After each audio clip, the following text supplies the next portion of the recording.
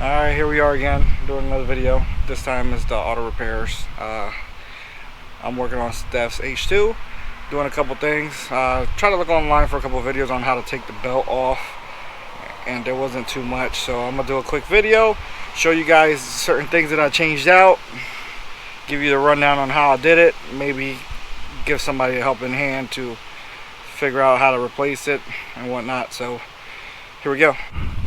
I took the coder intake out. Took the intake out. There's a clamp there. There's a clamp over here, right there by the throttle body. To get the main belt off, you got to go right here to this pulley right there. Put a 15 millimeter on there and lift up. When you lift up, it takes tensions off this belt. And what I did was I grabbed it right there and just pulled the belt over and let it hang, because I wasn't necessarily replacing this belt, but I did want to know how to take it off to replace the next belt that I'm going to show you guys. Alright, and here we are. Stephanie's air conditioning wasn't exactly running right, so what it was, this tensioner right here,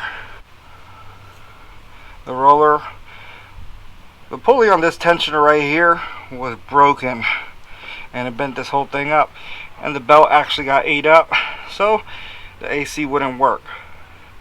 Found that out looking at working on other things on the car. I seen that there was a belt stuck somewhere, and then when I troubleshoot it, this pulley went bad. Since it broke the whole thing, I had to buy the whole assembly. I want to say I paid almost $40 for it with the new belt. Belt runs you about $20 to $30. Got that. Got them both at Advanced Auto Parts. I needed them ASAP, didn't want to wait online and stuff like that. So to take this tensioner off, all you gotta do is remove this bolt and this bolt. They're both 15 millimeters. And once you put it back on, you want to loop the belt behind this pulley right here and put a wrench right there and turn it this way.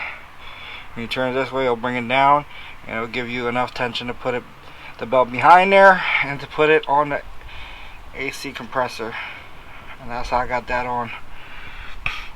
Also, her end links were pretty bad.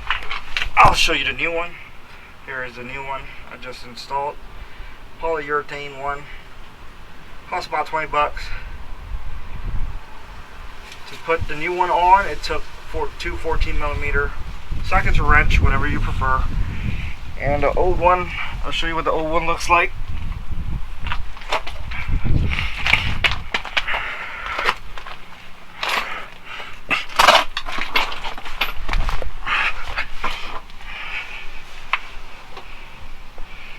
Here's the old one. As you can tell, it's pretty beat. The rubbers are going on it. Take this off, you will need to spray it down with a little WD-40 or some penetrating lubricant on there. And what you need to take it off is 15 millimeters. Two 15 millimeters will do the trick. I use a wrench and a socket. Wrench on the bottom, socket on the top, to hold the top bolt still while I'm ratcheting it off. So, not too difficult. Just make sure you spray it, let the penetrating lubricant do its job, and that's it. And you got a new one that looks like the other side. Alright, I know this was a quicker video, but hopefully that helped whoever needed help out. Let us know if it helped out. Remember to give us a thumbs up, like, subscribe, and thank you guys for watching. Have a good one.